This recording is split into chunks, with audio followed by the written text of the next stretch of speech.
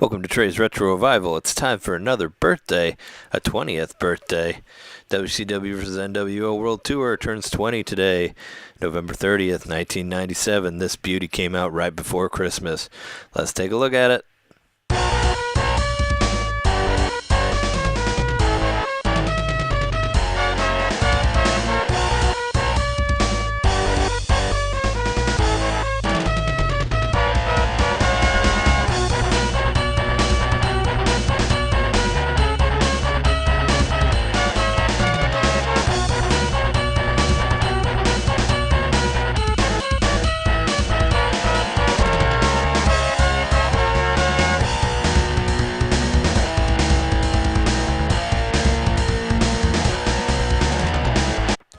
Once upon a time, before WWE was called WWE, before there were games such as WWE 2K18, even before the crazy over-the-top moves of Ultimate Muscle, Legends vs. New Generations, before the crazy comic book style, flipping at the other characters, crazy, over-the-top, amazing, comic booky finishing moves.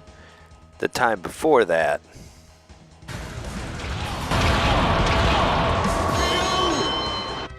before we had such crazy games as Def Jam Vendetta, Fight for New York, where you would fight all of the rappers that there are and have crazy finishing moves once again.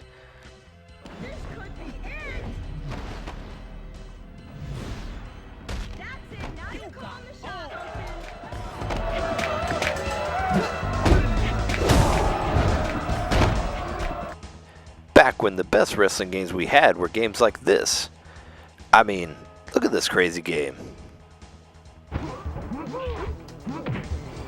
What's this?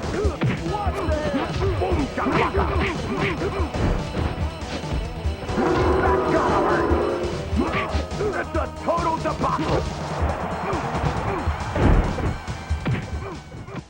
When Aki Corporation saved us. Yes, we were in a time of despair in 1997, and then this beautiful game reared its angelic head. I'm talking about WCW vs. NWO World Tour, the first and best great wrestling game for the Nintendo 64.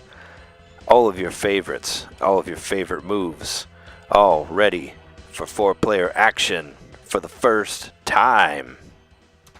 Well, maybe not quite for the first time. Aki Corporation did make one other game for the PlayStation, but it didn't have 4-player, and it didn't move quite as quickly as this one. But WCW vs. NWO World Tour brings you all of the different options. You got Exhibition, you got League Challenge, you got tournaments, you got a regular single-player mode, you got all these different guys. You got the full NWO, you got Scott Hall, you got Kevin Nash, you got Sting, you got the fake Sting, you got both the Steiners, you got Six, you got Black Belt, you got Kimchi, you got Dim Sum, you got Alibaba, and all the other races' character names in here.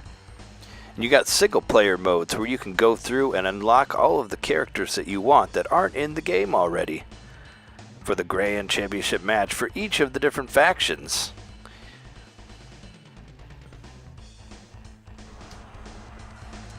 TDP.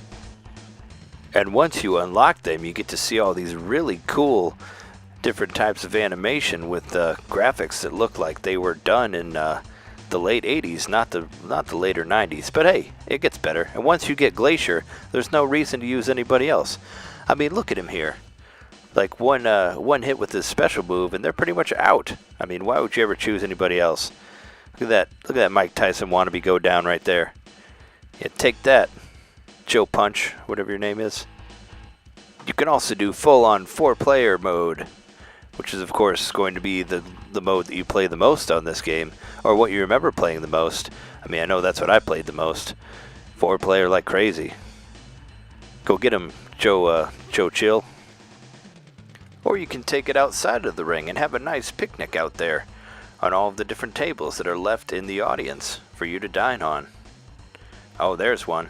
I guess that's all there is tables out there, right? Go get him. You can do all the beating that you want, and if you turn on realism, You can see all the blood that you want too. Eat it, Claw. Yeah. Take that. With all of the different moves that you find for each different character, there's hours and hours and hours of fun in this game. Like that crazy move that Dragon Dude did right there. And Eddie Guerrero's jump.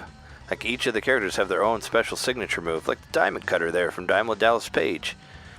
Most of the fun comes from playing as your different characters and just trying to figure out which moves work the best. What are the power moves? How do you get to the pins? What are the great moves to use to knock them out? There's just so much different variety here. And look at the control here. You could take that guy, hit him on the turnbuckle, knock him out, jump on him off the turnbuckle. It's so much fun to be had. I mean, WCW versus NWO, congrats on your 20-year anniversary. You've done so well over the years. I mean, this game is so great. And there'll be so many sequels forever, right? They'll never ever stop doing wrestling games, right? Right? Aki could stay around forever. I mean, they're the best company ever. I mean, they'll be around forever, right? I mean, they make great games like this. They'll keep doing them forever. I mean, you'll never see an Aki game that's not a wrestler, right? Oh wait, what are they doing now? Oh, yeah, well, I guess now they're making these style-savvy games, but they're pretty good from what I've heard, so at least they're still making great games. I mean, it's a shame they don't do wrestling anymore, though. Oh well.